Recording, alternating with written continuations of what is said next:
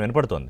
నాకు కాదు మీ ఆ, నా పాయింట్ ఏంటంటే ఇప్పుడు ఆ 50-60 వేల కోట్ల పనులు జరుగుతూ ఇంతమంది రైతులు భూములు ఇచ్చి అంటే ఇంకా ఇక్కడ ఏం చేద్దామని ఎలా అడ్డుకుందామని అంటే ఈ కొద్ది మందిని రెచ్చగొట్టి ఆ సీడ్ యాక్సిస్ రోడ్డు మహా అయితే లేట్ చేయగలడు 23 నెలలు ఇంకో 2 నెలలు లేట్ చేయగలడు ఆయన అంతకన్నా ఏం జరుగుతుంది అది కాదు ఋషి గారు.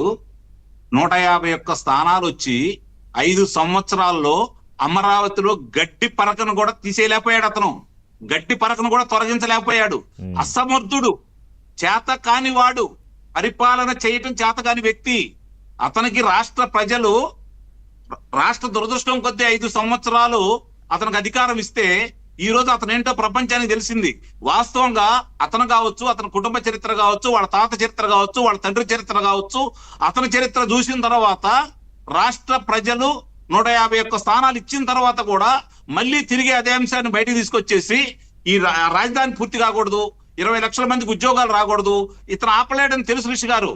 ఏప్రిల్ 1వ తారీఖు 2026 ఏప్రిల్ 1వ తారీఖున లోక్సభలోను, ఏప్రిల్ 2వ తారీఖు రాజ్యసభలోను బిల్లు ఆమోదం పొంది రాష్ట్రపతి గారి ఆమోదం పొందిన తర్వాత భారతదేశ ముఖ చిత్రంలో ఆంధ్రప్రదేశ్ కి రాజధాని అమరావతి అని చెప్పని శాశ్వత రాజధానిగా అన్ని పక్షాల వారు వీళ్ళొక్కడు తప్ప మిగిలిన వాళ్ళందరూ 44 పక్షాల వాళ్ళు ఆమోదం తెలిపి ఏకగ్రీవంగా ఆమోదం తెలిపిన తర్వాత ఈ రోజు అతను ఏం బీగుతాడండి, ఏం చేయగలడు? అతని గురించి వీళ్ళు ఎందుకు ఆలోచిస్తున్నారంటే నిస్సందేహంగా కూడా వీళ్ళని అంటున్నాను, మీరేమనుకోవద్దు.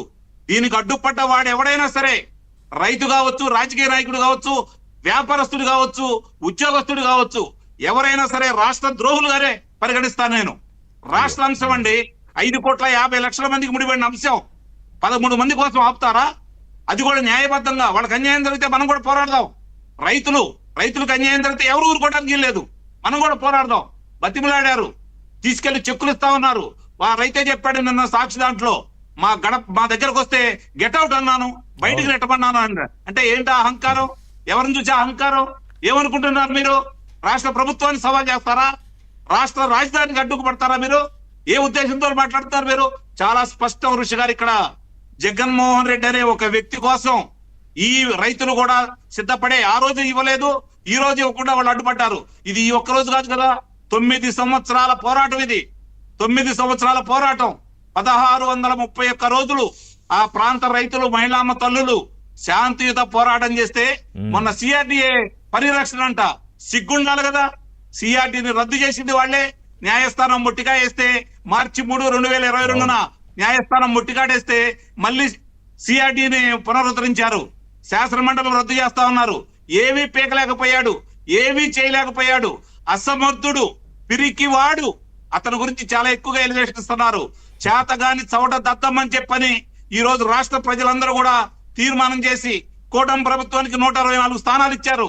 అంటే గురించి ఎలివేషన్ ఇస్తున్నారంటే కాదు. మరి అంకమరావు గారు ముఖ్యమంత్రి ఎక్కడికి వెళ్ళినా మరి ఎందుకు జగన్మోహన్ రెడ్డి గురించి, అతని పార్టీ గురించి గొడ్డల పార్టీ అని ప్రజలను అప్రమత్తం ఎందుకు చేస్తున్నారు?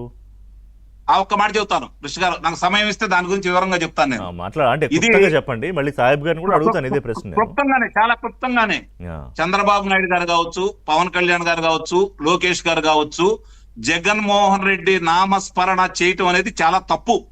నిస్సందేహంగా చెబుతున్నాను, చాలా తప్పు. ప్రజలు ఒక తీర్మానం చేశారు, ప్రజల ఆశకు అనుగుణంగా మీరు పరిపాలన చేయండి.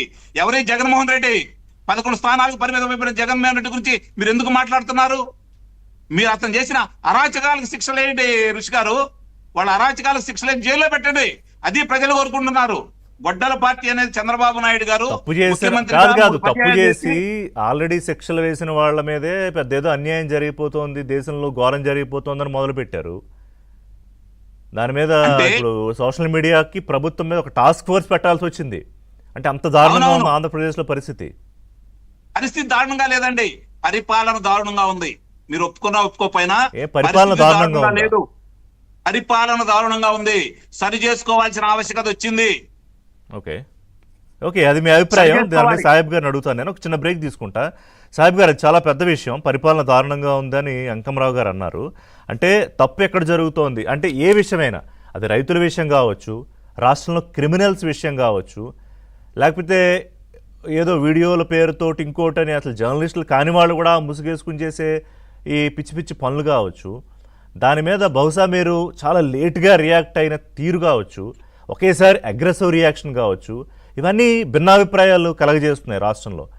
వీటన్నింటి గురించి మాట్లాడదాం ఒక బ్రేక్ తర్వాత. Short break. చర్చ దానికి ఇప్పటికే